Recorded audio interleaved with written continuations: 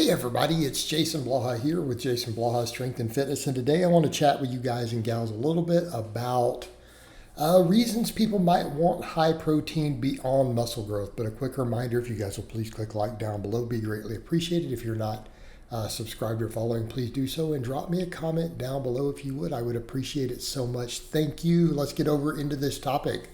This is something that I've tried to always give the best information possible when it comes to protein intake, and trying to dispel myths with industry nonsense and protein companies. And again, I've always pointed out to people that at this point, the data between muscle growth and protein intake shows that we need less protein than pretty much what the supplement and fitness industry has put out for years.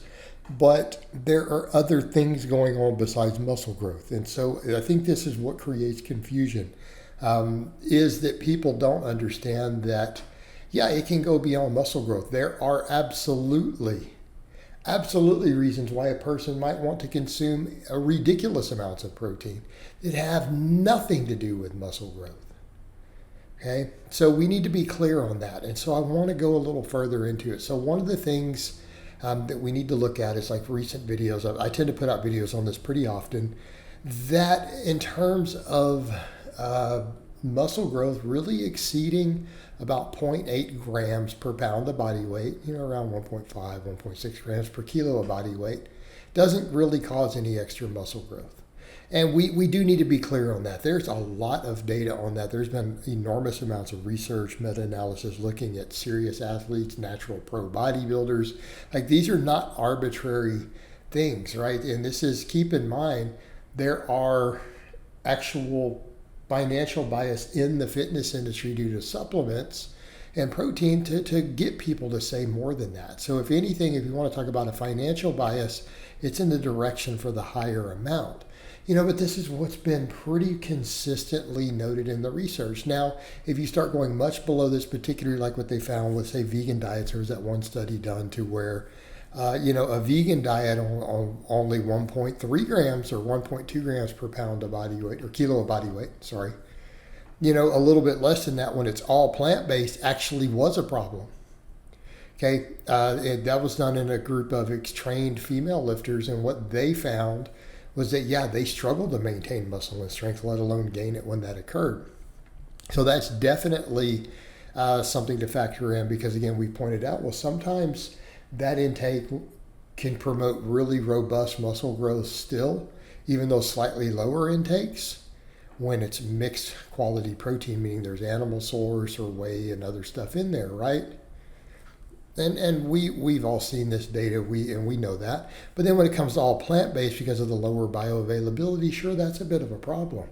Like the bottom end of that recommended range, which could be like 0.6 grams per pound, right?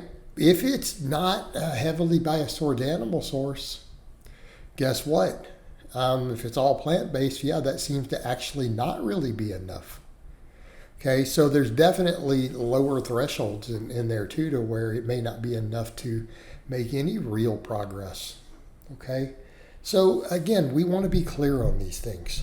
So you have all of this to look at, but then it's pointed out, and I've had people say, but I've seen other people point out that there are benefits to higher intakes. What are you talking about? But they're not talking about muscle growth. Okay, and there's a couple of things we could look at. We could look at some of the data on connective tissue. And I think this is worth noting. Connective tissue, tendons, particularly as we get older, right? I'm 48. We know that older lifters, as we get older, middle age and up toward elderly, we're not as efficient at absorbing all of our protein. Okay, it's a little bit harder to get everything we need. The same thing, when we start looking at some of the data out there on tendons, connective tissue, bone density, having intakes higher than this could be beneficial. Okay, it could be beneficial. So again, if we start drifting towards that 1 gram per pound, that's going to potentially, in the case of stuff like tendons and connective tissue and collagen synthesis, okay, it may be beneficial still. And we could make the case for that for people lifting really heavy. They want to make sure their tendons are recovering. And the same thing I do. Like if I get a client, for example, who we're down at that slightly lower range, they've been having a little bit of tendon inflammation, a little tendonitis. That's a case of where I will, even as a coach, tell that client that, okay, maybe let's add another 40, 50 grams of protein in a day over what you've been eating. Like, just bump your protein up. Okay? It could be beneficial in that case towards, connective tissue if that's struggling with recovery. Okay? And I feel like that does need to be addressed in this topic. So again, the reason I always mention the other figure for muscle growth, because if we're going to talk about only muscle growth, we're talking about muscle growth. Okay, if you have someone who's young and fit, they're on a tight budget, protein is probably the most expensive thing we consume in our diet in terms of different calorie sources. They're on a budget. Keep in mind, protein causes a lot of satiety. Maybe they struggle to eat enough whole foods without resorting to junk. And I'm not a fan of people eating junk food to get their calories if we can avoid it. That makes the sense, though, for them to say, hey, that other number, it definitely makes sense to aim for because it will save a little money, right? It will give them room for a little more antioxidants and stuff, higher quality food. It won't suppress appetite as much so they can eat whole foods in place of some more refined junk to reach their calorie intake or their food needs. Okay, it makes a lot of sense. Okay. But that doesn't mean there are not other benefits. So there's both connective tissue benefits, there's metabolic benefits. All right. And that's the other thing to talk about. If we're going to have this conversation about body composition, recomposition, fat loss, we've got data on protein overfeeding. And to be fair, we know that large, significant amounts of protein overfeeding absolutely helps with body recomposition. But when I say that, I want to be clear, they're not gaining muscle faster. Except what we found, and I personally, I know, and I'm friends with one of the guys who co-authored some of the studies on protein overfeeding. What's been found in some protein overfeeding studies is that when they force-fed huge amounts of protein, and I'm talking about when they had people track their intake, who were consuming that target amount, right? They're already at that target amount, they're around that 0.8 grams or whatever per pound of body weight, and they're at maintenance calories, and they found their maintenance calories. What happens if they throw another 200 grams of protein a day on top of it? Meaning, so that's what's happened in one of the studies that they did.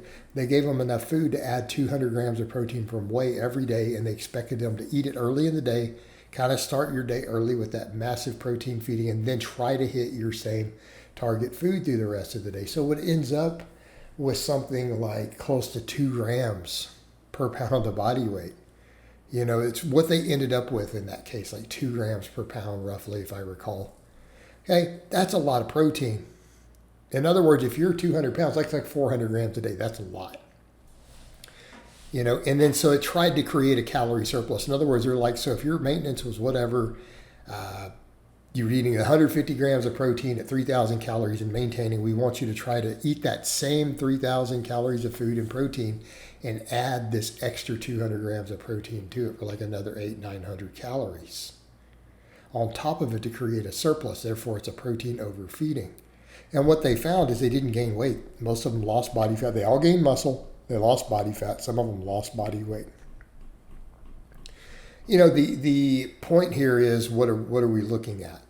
That the protein overfeeding might have literally created such an enormous metabolic difference that they started losing body fat due to combination. But it's also been speculated that thermic effect, suppress appetite, that maybe they weren't really eating the surplus because it was so hard to overconsume with that extra, eating that first 300 grams of protein a day. It was blunting appetite enough. A lot of them might not have been finishing their food. They were eating significantly less calories than the target aimed for due to the suppressed appetite combined with the higher thermic effect. Because again, calories in, calories out. It's not just calories in.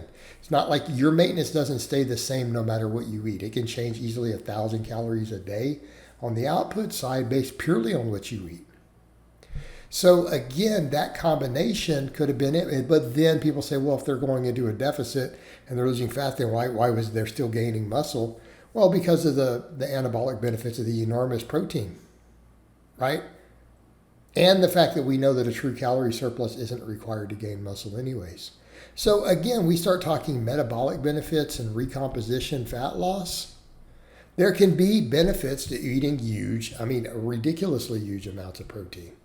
Okay, and that's the point with all of it. So there are reasons why people might want to consume more connective tissue, appetite, body recomposition. It goes beyond just muscle growth.